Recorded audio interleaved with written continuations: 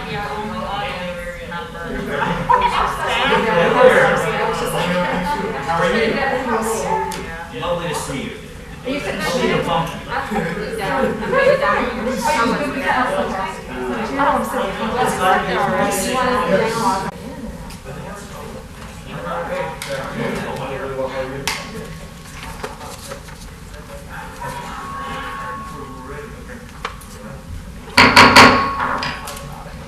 Good afternoon. I'd like to call to order the April 12th, 2021 Apex Planning Board meeting, and I will offer the invitation to Ms. Dolly Rick.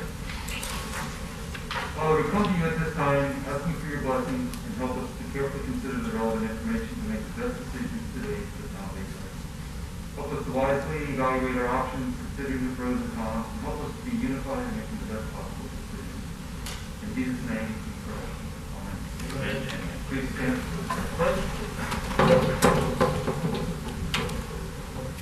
I pledge allegiance to the flag of the United States of America, to the republic for which it stands, one nation, under God, indivisible, with liberty and justice for all.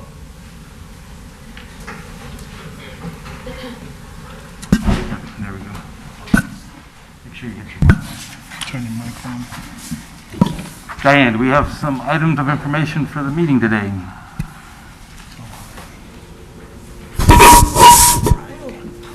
Good afternoon.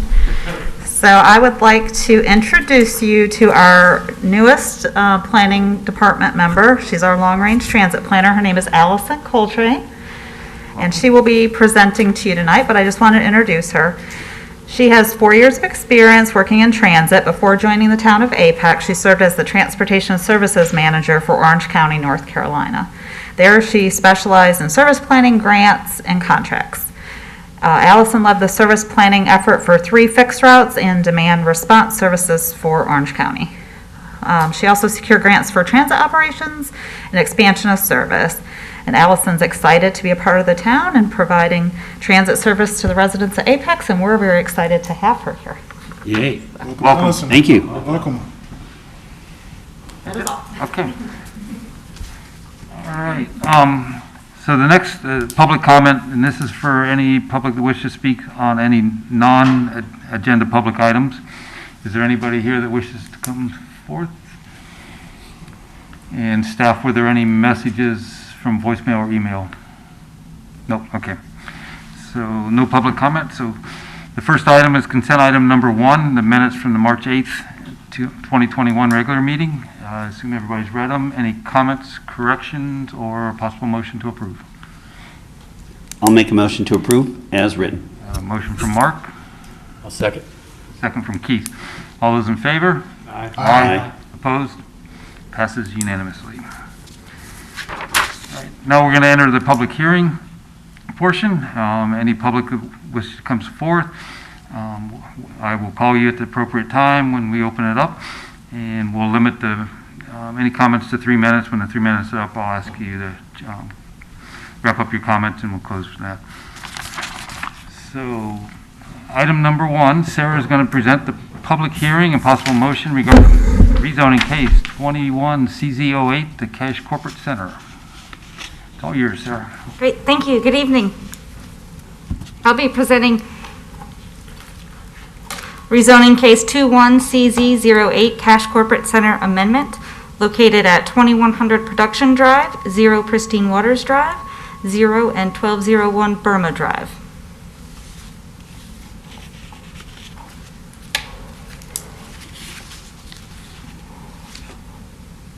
The subject properties are located in this general vicinity in southeast Apex. Pulling us in a little closer to the site, we are looking at the parcels within this boundary here. And not this parcel here, but everything else within there. The subject site is 121.3 acres.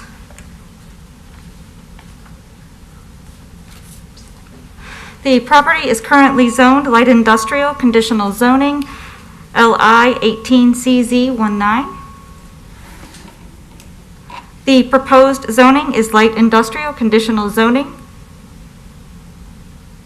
The 2045 land use map recommends industrial employment designations. The parcels are located within the corporate limits.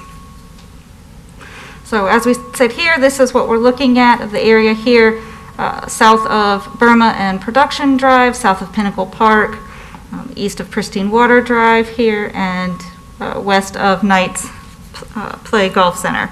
The subject property is vacant and wooded. The applicant conducted a neighborhood meeting on March 1st, 2021. The neighborhood meeting report is attached. And I apologize, I meant to lead in with that I've given you a paper copy this evening with changes in red from the time that the notices went out until today. There have been updated records with Wake County, and so these pins are reflective of that, as well as something that was eliminated from the staff report but wasn't meant to be, so that's also shown for you in red.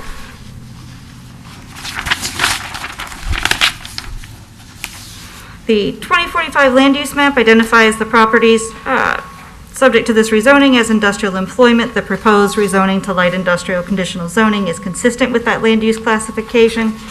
As far as the permitted uses, there is one additional proposed use, and that is botanical garden. All of the proposed uses are listed in the staff report with the addition in bold. As for the proposed zoning conditions, I will highlight those that have changed. For those of you following visually, these are the ones in bold in your packet. So for zoning condition number 2, the front facade and any facade that faces the collector street shall be a minimum of 60% masonry. The remainder of such facade shall be high-quality aluminum, composite, metals, or similar. For number 5, we updated multi-use path to side path to reflect our current adopted language. We have 3 new zoning conditions. Number 6 is that the minimum parking requirement shall either be in accordance with UDO Section 832, off-street parking requirements, or 1 parking space per employee on the maximum shift, plus 2% additional for visitors, whichever is greater. Number 7, with the exception of development on lots 1 and 2, each development shall provide 2 electric vehicle charging spaces. These spaces count toward minimum parking standards. And number 8, greenhouses accessory to a research facility shall be exempt from the following: building and material and color standards, and the limitation on % of yard area occupied and setback requirements. Planning staff recommends approval of case number 21CZ08, Cash Corporate Center Amendment, with the conditions as offered by the applicant. Approval of the rezoning is reasonable because the proposed light industrial conditional zoning district is consistent with the industrial employment land use classification on the 2045 land use map, and the proposed rezoning is reasonable and in the public interest because it will provide flexibility necessary to ensure cohesive development plans for future economic development projects. I'll be happy to answer any questions at this time. Thank you, Sarah. Any questions for Sarah at this time? I have a question. Sarah, which lots are 1 and 2 that don't receive the EV? It was originally here and the remainder, and that is because of these new parcel boundaries, but it is 2 is the rectangular. 2, this is 2, okay, thank you. It's on page 28 on the laptop. Oh, okay, I was looking at the... Yeah, if you go to 28, you'll see it. Well, those are tracks 1 and 2. Is that the same as what we're talking about here? Yes. Okay. You called it lots 1 and 2, but here on the map, it's labeled tracks 1 and 2, same thing, right? Yes. Okay.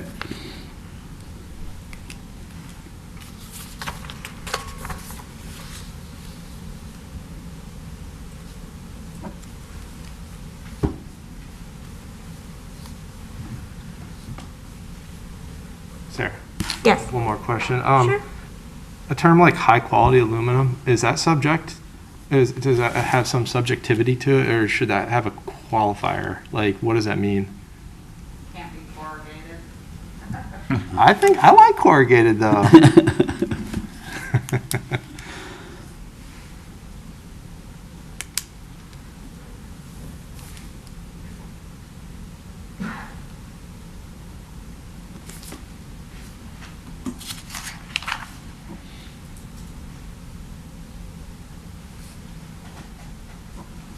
Ryan, any other questions for Sarah?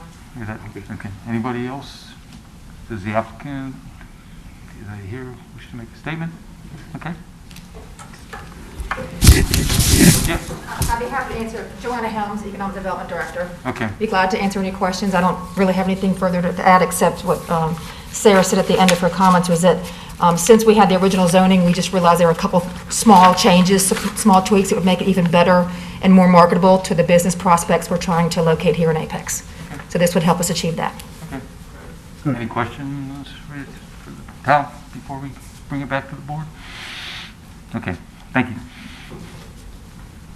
This time we'll open it up for public comment. Is there anybody wishing to speak? Don't see anybody, so I'm assuming that. So I will close the public comment and. I have one to Sarah? read. Okay, Sarah. So I'll be reading into record from William T. Crowder Jr. Oh, okay, okay, thank you. Yeah, sure. Is now a good time? Yes. Okay, just double checking. Manager of Cousins Investment One, owner of 1111 Burma Drive, Apex, North Carolina, 27539. Vice President Crowder Construction Company, tenant of 1111 Burma Drive, Apex, North Carolina, 27539. Regarding rezoning application 21CZ08 Cash Corporate Center, Cousins Investment One does not have an issue with the proposed rezoning for the Cash Corporate Center. However, we are concerned with the traffic load with the potential access to the land parcels through Burma Drive and Lufkin Road due to the location of a middle school and businesses along these streets. A distribution center with over 220 employees entering and exiting in addition to the related distribution traffic and vehicles will have a significant impact on the safety and welfare of our tenant and its employees as they enter and leave our property, as well as the students, parents, and staff at Lufkin Middle School. We request that the primary access for the Cash Corporate Center not be Burma and Lufkin Road. The most direct route to Highway 1 and 55 is Pristine Water Drive. We request that this route be implemented early in the planning process in order to eliminate both construction traffic and permanent distribution traffic on Burma Drive and Lufkin Road. Thank you for hearing and considering our concerns about this project.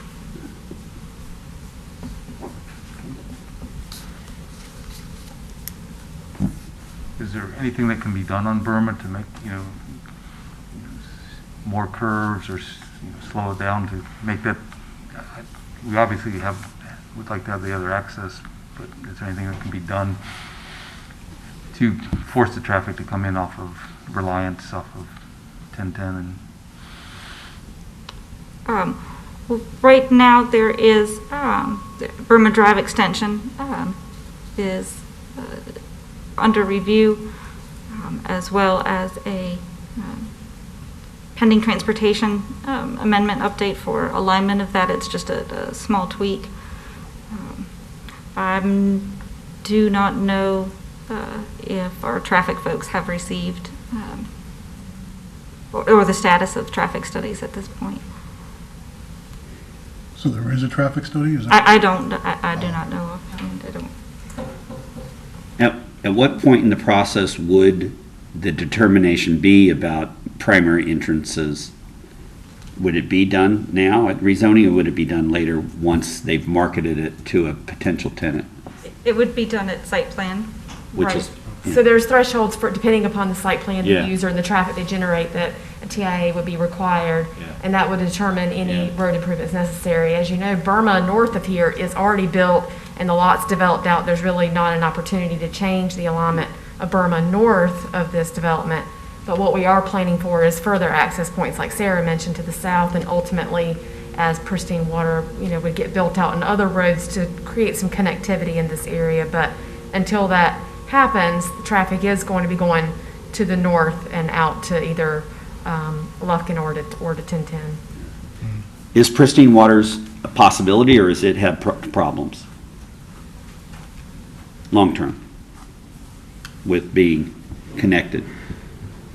Again, I know we're premature because we don't know what's going to be built where, but So, I just add that Burma production, Pristine Water, are all on our long-range transportation plan. All of these roadways are either collectors or thoroughfares on the transportation plan, as is Lufkin. So they are, intended to carry higher levels of traffic. Any required traffic improvements would be consistent with our UDO and reviewed by Russell and his staff. Okay. Where is Lufkin? Because I can see on your map, it shows production in Burma and Pristine, but I don't know where Lufkin is. Lufkin's to the north. It basically comes out onto 55. You can see it up in the corner there, at the very top corner here. Yeah, I don't. And it also got comes a glare. out to 1010 Road. Okay, all right. So that's existing. Oh, I see it. Okay, I see it over here. Okay. Yeah. The goal is eventually to upgrade all of these roadways, including pristine water, to public standards. It's not an easy path. There's a lot of upgrades that are needed, private property that would have to be acquired as right-of-way. But these are all on our transportation plan. Thank you. Was that the only public comment received? Yes. Okay, thank you. Now I'll close the public comment and bring it back to the board for any discussion and possible motion.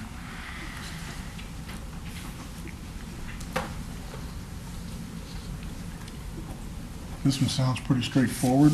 I'd make a motion to approve as written. Motion to approve from Reggie. Do I have a second or any additional discussion? I'll second it. Second from Mark. Any discussion? Okay, seeing none, we'll bring it to a vote. So all those in favor of approving, say aye. Aye. Opposed? Motion passes unanimously. So we'll move to item number 2. Jenna, possible hearing, public hearing, possible motion regarding the amendments to Advanced Apex 2045 Transportation Plan and Bike. Hey, good afternoon. Jenna? Repeat that. Okay, so the purpose of the proposed text amendments to Bike Apex and Advance Apex are to guide private and public development of street-side greenways. And the specific text is in your staff report, but the text is intended to clarify that the purpose of street-side greenways is primarily to serve as a recreational facility. And so the wording in Advance Apex and Bike Apex is proposed to change, or the description of street-side greenways in those plans is proposed to change from side path to shared use path to align with it being a recreational facility. And also the text amendment is intended to clarify that street-side greenways are located outside of the public right-of-way and within a greenway easement, and it establishes a minimum width for that easement at 20 feet. And the last part of the text amendment change, the proposed text amendment, is intended to clarify that a change in facility type from a sidewalk to either a side path or a street-side greenway typically requires an amendment to the bicycle and pedestrian system plan map. So here I'm not going to go into detail into the specific text changes, but if you all have any questions, I'm happy to try to answer any questions on these. And planning staff and Parks, Recreation, and Cultural Resources staff both recommend approval of the proposed text amendments. So will side path go out? Any future cases at all be shared use now? Is that the terminology we're using? We're going to start using a shared use path versus side path in future? Or the shared use path is used to describe a street side greenway, so side path will still be the term for many of the proposed paths along roadways, but the shared use path is used to describe what a street side greenway is, or part of the description. Okay, thank you.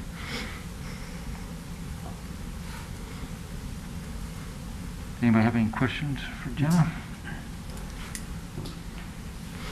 Okay. Were there any public comments that came in? Or not. No, there not. Okay. So I'll open the public comment, but seeing none, I don't think we'll have anybody. And since there was nothing sent in, close the public comment and bring it back to the board for any discussion or possible motion. We'll make a motion to approve it as presented. We have a motion from Mark. I'll second. And a second from Reggie. Any discussion? Pretty straightforward. All those in favor, say aye. Aye. Opposed? Okay. Motion passes unanimously. Item number 3, Allison gets to do her first presentation before the board. This is the public hearing and possible motion regarding amendments to the transit plan map of Advance Apex.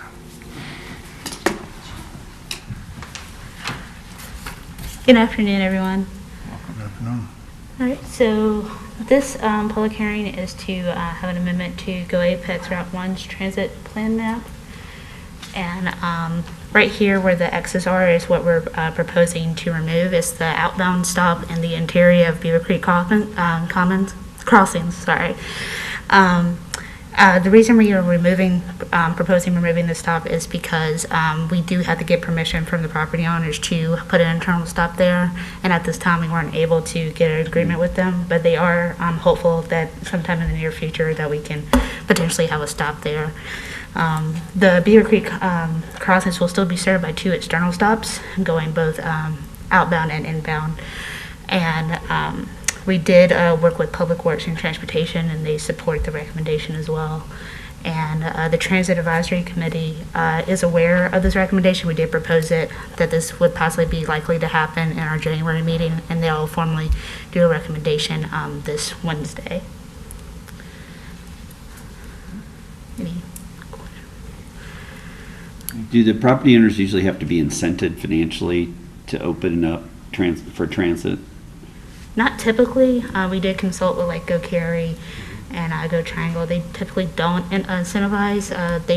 We try to make it an incentive to have transit there so we can get more people there. And the property owners did see the benefit of it. It was really more so they have contracts with existing properties that won't allow it. Yeah, so they're hoping like once they get some parcels that are for sale right now, maybe they can convince them that the bus stop could be there.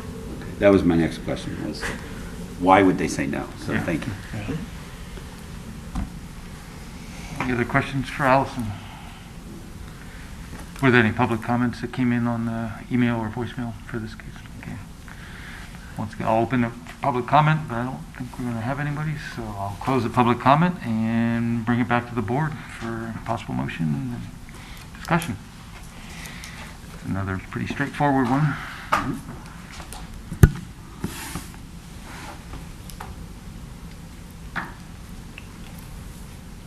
I'll make a motion to approve it as Allison presented it. Okay, I have a motion from Mark. I have a second. Second from Keith. Any discussion? Seeing none, I'll bring it to the vote. All those in favor say aye. Aye. Opposed? Motion passes unanimously. So that closes all our public hearing. We have one new business case that Amanda is going to present. The possible motion for amendments to the UDOs. Get one of those every month. Yep. Do you have a quota? Well, yeah. Not really.